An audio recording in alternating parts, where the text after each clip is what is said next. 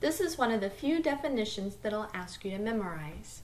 Please put a star, and then the definition is for function. The part you need to memorize, I will bracket out. A function is a correspondence between two sets called domain and range, in which each member of the domain is assigned to exactly one element of the range. The domain refers to x values, the range to y values. I've given two real-life examples here, and later I will add some number examples. First example, if you let the domain be the set of all students in a room, and the range be the set of all chairs in the room, then to be a function, two things must happen.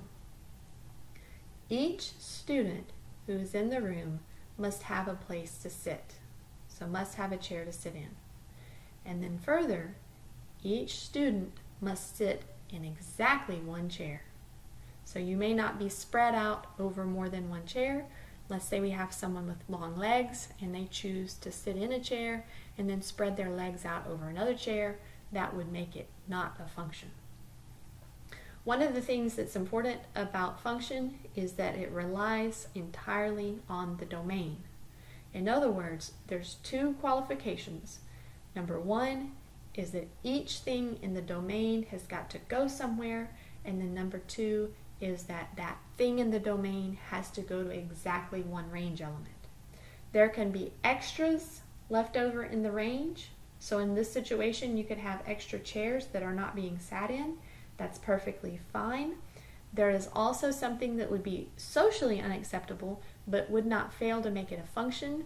You could have, let's say, one student sitting in another student's lap, each student sitting in a chair, each student is sitting in exactly one chair. However, that range element is basically shared by two different domains. That's an okay thing in a function, obviously not an okay thing in society. The second example is my domain is set of all Social Security numbers and the range being the set of all U.S. citizens. To be a function, each Social Security number must be assigned to exactly one U.S. citizen. Something that would fail to make it be a function would be that you have one Social Security number assigned to more than one citizen. Okay, that would obviously cause social problems, but it would also make it fail to be a function. Something that would not cause it to fail to be a function, but would cause social problems, is if you had a U.S. citizen who had more than one Social Security number. Let's look at some number examples to try to make this more clear. What I'm going to do is I'm going to abbreviate. I'm going to say D for domain and R for range. These particular examples I'm making up, and I'm doing my assignments using arrows. Let's say that in the domain we have the numbers 5, -3, and 2. In the range we have 0 and we have 1. If this is the correspondence, and like I said, I'm totally making this up, would this be a function or not?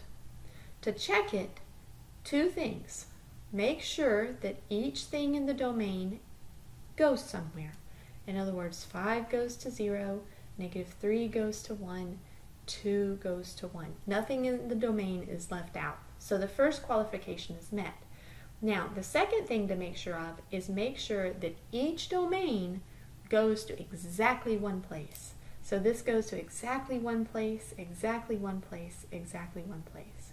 It is okay that -3 goes to 1 and 2 goes to 1. It's okay to have a range element shared.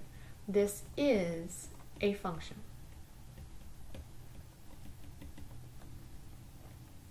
All right, let's look at another number example. So this will be number 4. Let's say for domain and range, domain is 10, 20, 30, and 40. And then the range is 2, 8, 12, and -5. Let's assign 10 to -5. And then let's assign 20 to 2, 30 to 8, and 40 to 12. Is this a function?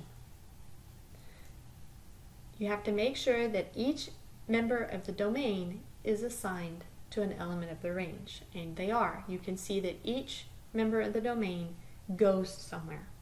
Then you have to make sure that each goes to exactly 1, and in this case you can see that's true. So this is a function.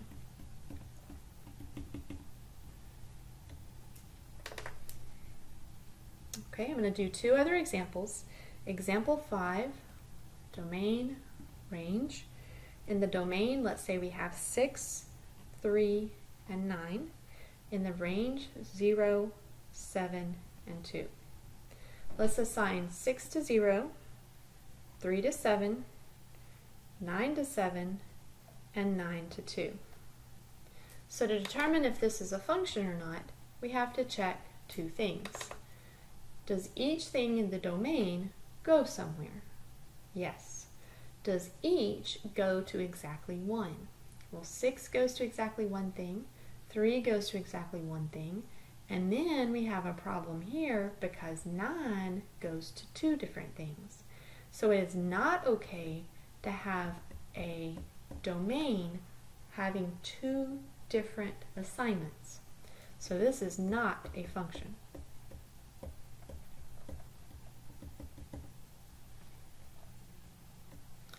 And then finally, as our last example, domain, range, we have 2, -3, 0, 10, 3, and 8. Let's say that 2 goes to 8.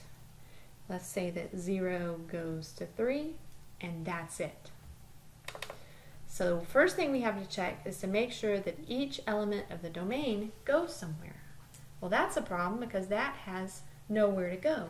We could fix it and we could send -3 to any of the other numbers, but as it stands right now, the -3 is not assigned to anything, so this is not a function. This would be like a student coming in and not having a chair to sit in.